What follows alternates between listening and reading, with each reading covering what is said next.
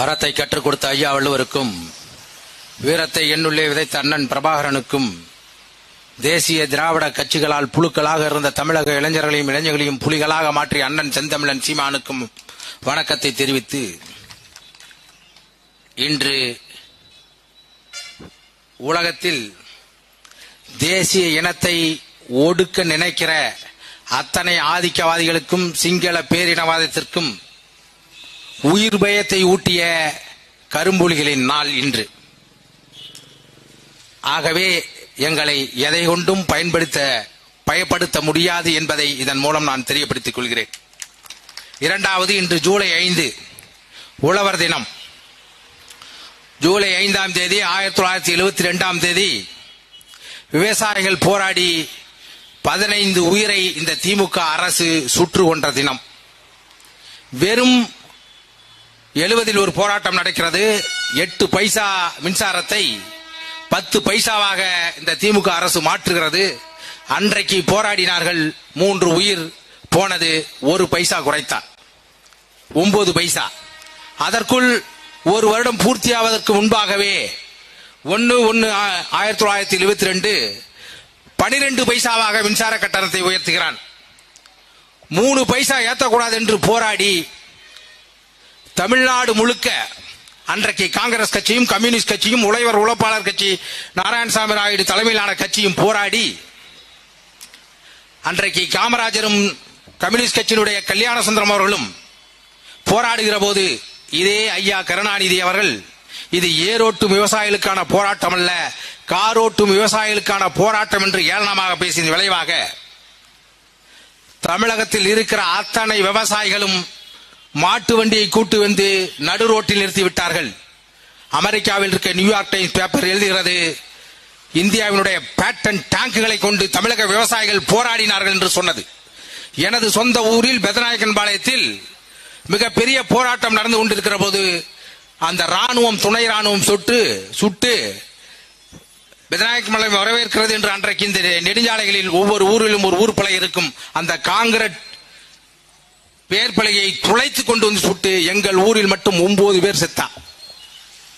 அன்றைக்கு என் அப்பாவும் என் தாத்தாவும் பிரவன்சனர்ஸ் முன்பே கைது செய்யப்பட்டு சிறையில் இருக்கிறார்கள்.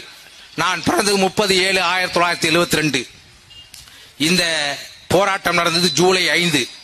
அன்று இறந்த என் உறவினர்கள் 3 பேரின் ரத்தத்தை கொண்டு வந்து என் அம்மாவினுடைய வயிற்றை தடவினார்கள். அந்த பிள்ளை இங்கு வந்து பேசுகிறேன். அன்றே திராவிட முன்னேற்ற கழகத்தை வீழ்த்த வேண்டும் என்று சிறு வயதிலேயே எங்கள் மனதில் ஊன்றப்பட்டது. இது அண்ணன் சீமானுக்கும் இந்த வரலாறு நன்றாக தெரியும்.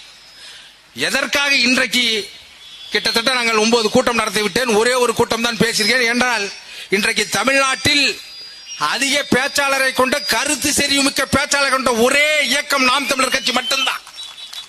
எதற்காக சொன்னா, இன்னைக்கு ஒரு கூட்டம் வருது, நானும் எங்க தம்பி மோகனும் வந்துகிட்டு இருந்தோம். கதிரருவா கொடிய ஒரு அம்மா புடிச்சிட்டு போனது. எப்பயுமே நம்மளுடைய, ஏன்னா அதை பார்த்த உடனே ஒரு பாசம் இருக்கும், நிறுத்தி நம்ம எந்த அடையாளம் இல்லாதனால நாம் தமிழ் தெரியல, இது என்ன கொடிமான்னு கேட்டேன். திமுக கொடின்னு சொல்லுது. இதுதான் உங்க லட்சணம்.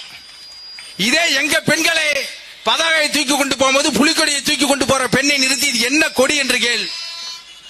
இந்த இயக்கம், இந்த கட்சி எதற்காக ஆரம்பித்தது, என்ன செய்ய போகிறது விழாவாரியாக சொல்கிற ஒரு மகளிர் பாசறை கொண்டதுதான் எங்கள் கட்சி.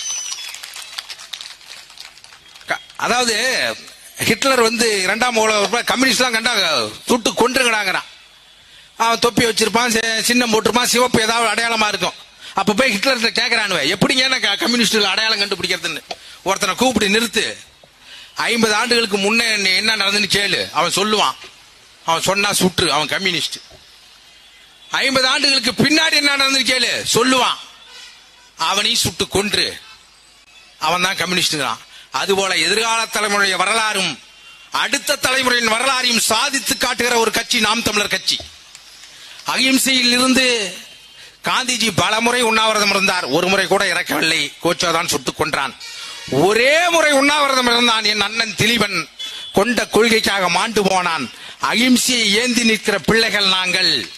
அண்ணன் சொல்கிறார், எந்த பிரச்சனையும் இல்லாமல் அவர்கள் அடித்தால் கூட அடி வாங்கி கொண்டு நம்மை வாக்கு பெற வேண்டும். ஏனென்றால் எங்களை அடிக்க வருபவர்கள் என் மாமனும் சித்தப்பனும் பெரியப்பனும் தான் இருக்கிறார்களே ஒழிய அதே இடத்தில் உதயாநிதியும் ஸ்டாலினையும் கொண்டு வந்து நிறுத்தி எங்களிடம் மோதிப்பார். என்ன நடக்கிறது என்று நாம் தமிழர் கட்சி நிரூபித்து காட்டும். காஷ்மீரில் போராடுகிற ஒரு இந்திய ராணுவம் 2 நாளில் பிடித்து விட்டது. ஹைதராபாத் நிஜாம் ராஜாக்கார் படையை போராடுகிற போது 2 வாரத்தில் அந்த இடத்தை பிடித்து விட்டது. வங்காளதேச விடுதலைக்கு இந்திய ராணுவம் போராடி 2 மாதத்தில் பிடித்து விட்டது. ஆனால் 2 வருடம் 9 மாதம் ஆயும் அடி வாங்கி கொண்டு இந்திய ராணுவத்தை திருப்பி அனுப்பிய விடுதலை புலிகள் பிரபாகரன் பிள்ளைகள் நாங்கள் அமைதி காத்திருக்கிறோம் என்றால் கட்டளைக்காக காத்திருக்கிறோம். எங்கள் நோக்கம் என் தங்கையை வெல்ல வைப்பதுதானே ஒழிய உங்களிடம் சண்டையிடுவதல்ல.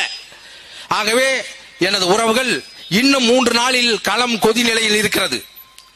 நாம் கருணாநிதியினுடைய வழிவந்தவர்கள் அல்ல, பிரபாகரன் பிள்ளைகள் என்பதை நிரூபித்து காட்ட அமைதியுடன் போராடி என் தங்கைக்கு 2 நம்பர் 2 மைக் சின்னத்தில் வாக்கை பெற்று நாம் வெற்றி பெற்றே ஆக வேண்டும் என்ற உறுதியை எடுத்துக்கொண்டு நாம் வெற்றி பெற வேண்டும். நன்றி. நாம் தமிழர். அடுத்ததாக மாநில